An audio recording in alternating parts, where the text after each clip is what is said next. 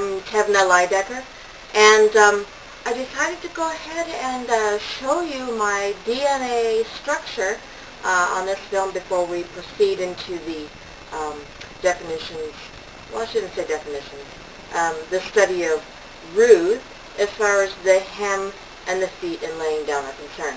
So anyway, since there's a big to-do for the last 32 years concerning my DNA body structure, this is me. I am not fake. I don't have any plastic in me. And this is from DNA. And if you don't know what DNA is, DNA, I'm sure you, at least I hope you've learned it in school, DNA is a family tree genetic trait.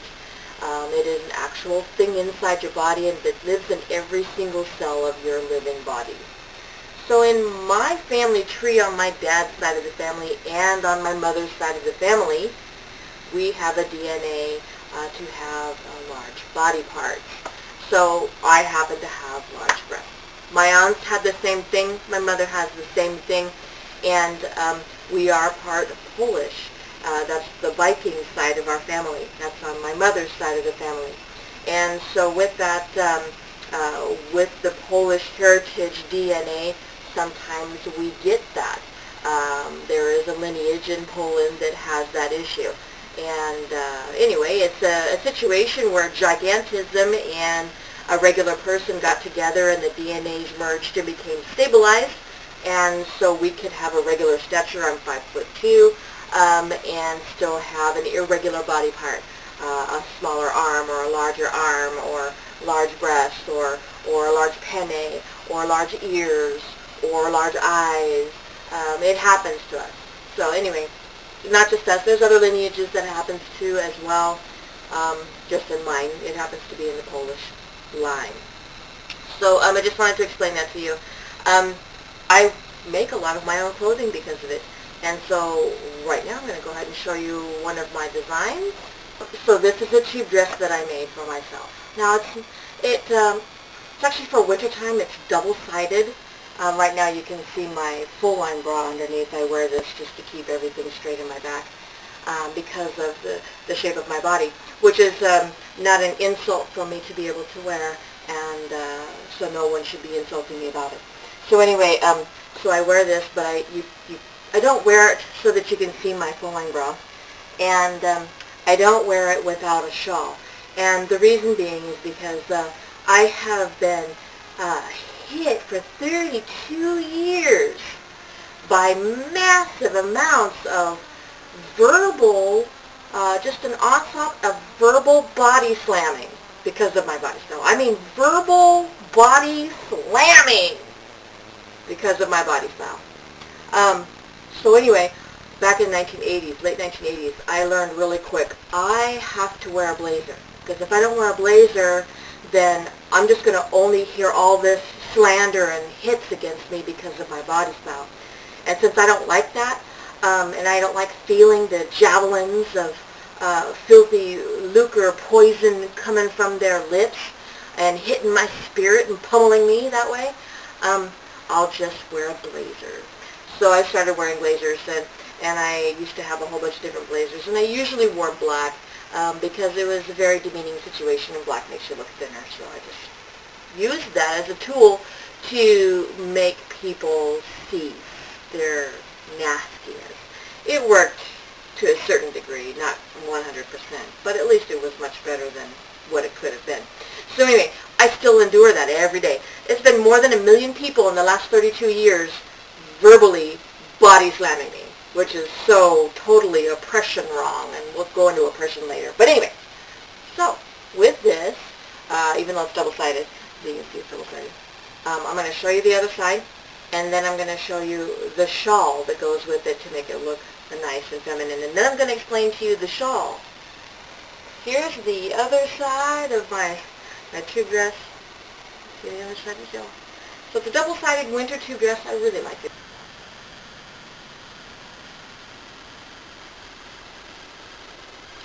And this is the shawl that goes with it. Now, regarding the shawl, these particular shawls, they were brought out into the public, gosh, maybe 5 to 10 years ago, not even 10 years ago, I don't think. And when they were brought out into the public, gosh, every woman wanted one because they're really nice looking. They're Romanesque, and the reason why they're Romanesque is because they have the little fold here at the nape of the neck, and it goes down, and it looks like a Roman robe, and it's shaped in a little bit of a V and comes up and goes back around to the back. So anyway, it's a very nice design, but let me give you a code. See, I live in Las Vegas, Nevada, born and raised here, and there's a code because there's a lot of men out here that all they're looking for is sin. And, you know, what the types of sin that they look for are gambling, they look for booze, beer, wine, whatever, drunkenness, and they look for sex. So there's a code with these in Las Vegas, Nevada, and this is the code. So if a woman, you women, if you go out and you buy one of these are really nice to have. When you want to work at a professional place and wear this, you need to wear it where the ends, these ends right here, go here, where your ovaries are. It needs to stop there. Or you can go mid-thigh. I like mine long, so I would go mid-thigh on a professional one going into the business place. If you wear this shawl and it is this part that hangs is here at your crotch or at your knees, that is a bad code in Las Vegas, Nevada if you're not looking to find a man to go to bed with. Men are looking for things like that in clothing, and so in Vegas. So when they see these hanging by the crotch of a woman or hanging at the knee of the woman, then he will presume, and you just might as well just presume that they all do it. They don't all do it, but you might as well just presume that they do so that you don't put yourself in a predicament in Las Vegas, Nevada. You don't want to wear these at the knee or at your crotch. Now, I like mine really long, so mine are below the knee into the calf.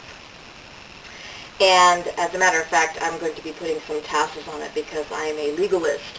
So since I'm a legalist, we're talking courtrooms, we're talking business suits, we're talking people dealing with things, situations in life that are going to be lifelong happenings that get resolved in the courtroom. So with a courtroom Romanesque robe, it would be only fitting for somebody who is legalist to have tassels, little tassels at the end. So that's what I'll be doing with mine. But anyway, so this is what I'm wearing, covering my body so that I can help push away the disgusting, filthy pummeling of the, like I said earlier, javelins, because that's what my spirit feels like. And when your spirit feels like it's being pummeled with javelins that are ferocious, evil words about your body, it actually starts demeaning your health. And so, you know, we try to deter that to the best of our human ability. So now we're going to go into the Ruth. This is chapter 3, Ruth chapter 3. If you have a Bible, go ahead and pull it out and look it up. I'm going to read it to you. Chapter 3. Then Naomi, her mother-in-law, said to her, "My daughter, shall I not seek security for you, that it may be well with you? Now, is not Boaz our kinsman, with whose maids you were? Behold, he winnows barley at the threshing floor tonight. Wash yourself, therefore, and anoint yourself, and put on your best clothes, and go down to the threshing floor. But do not make yourself known to the man until he has finished eating and drinking. It shall be when he lies down that you shall notice the place where he lies. And you shall go and uncover his feet, and lie down. Then he will tell you what you shall do." She said to her, "All that you say I will do." This is what Ruth said to the mother-in-law. So Ruth, she, went down to the threshing floor and did according to all that her mother-in-law had commanded her. When Boaz had eaten and drunk and his heart was merry, he went to lie down at the end of the heap of grain, and she came secretly and uncovered his feet and lay down. It happened in the middle of the night that the man was startled and bent forward, and behold, a woman was laying at his feet. He said, "Who are you?" And she answered, "I'm Ruth, your maid. So spread your covering over your maid, for you are a close relative."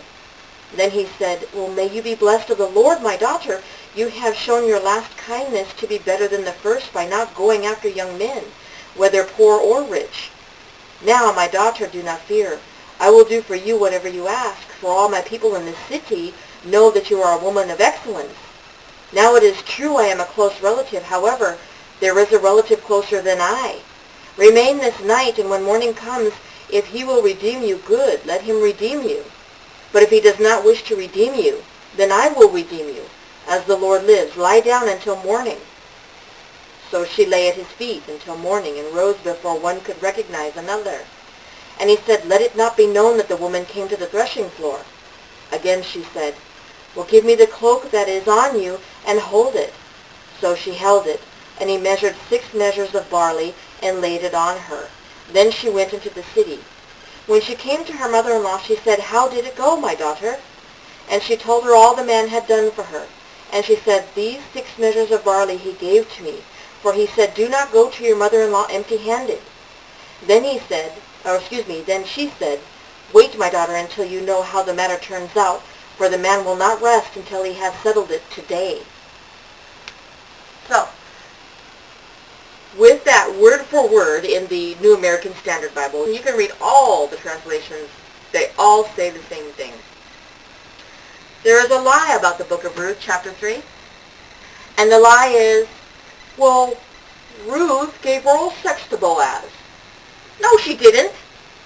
No, she did not. She laid at his feet. Okay, so let's think about grammar. Okay, feet, F-E-E-T. Did it say lay at his foot, F-O-O-T? Thank you, mighty God, for that revelation. Do men have at their crotch feet? No. Do they refer to their crotch as feet? No. No. Do men have more than one penne? Not normally, no. 99% of the time, no. I would say 99.9% of the time, no. So, for a man or a woman to say, well, they were talking about oral sex in that chapter. No, they weren't. No, they weren't. Ruth actually laid down at the feet. 1, 2, his 2 feet on the floor where they thresh wheat. Well, some men were like, well, the threshing floor, you know, threshing, because that's how you thresh wheat. You push the wheat off, the kernels off the stalk onto the floor. So, you know, I don't have to say it. You can think about it. You know what that's about. No, that's not what that is. It's actually threshing wheat, not feet. So, with this in place, in properness, all properness, this is not talking about oral sex at all. It is talking about a woman going to a man looking for a mate to survive in these times. So, again, may all those liars out there about the book of Ruth and the chapter 3 saying that it's oral sex, may they all be rebuked about that situation. Rebuke means to cast away, wrong, abkoff, no. Ruth chapter 3 is a very beautiful situation in a family tree of an elder man who wants to help a female in his family lineage, and he's even willing to say, see if there's somebody your age first. If you can't find somebody your age, then I will take you. Let me go see. I'll go find out myself. And he even went out the same day and took care of it that same day. I'm tired of the lie. I get hit with it all the time. Oh, well, you know, in the book of Ruth what? Tell me, what do you think the book of Ruth says? And they're like, well, you know, she laid at the hem of his hem, and she didn't do anything. She laid at his feet. Now you read it. Book of Ruth, it's really small. There's like five chapters, maybe 6. And you see the truth about it. The book of Ruth in the Bible. You can choose any Bible, read any Bible. The book of Ruth. Have a nice day.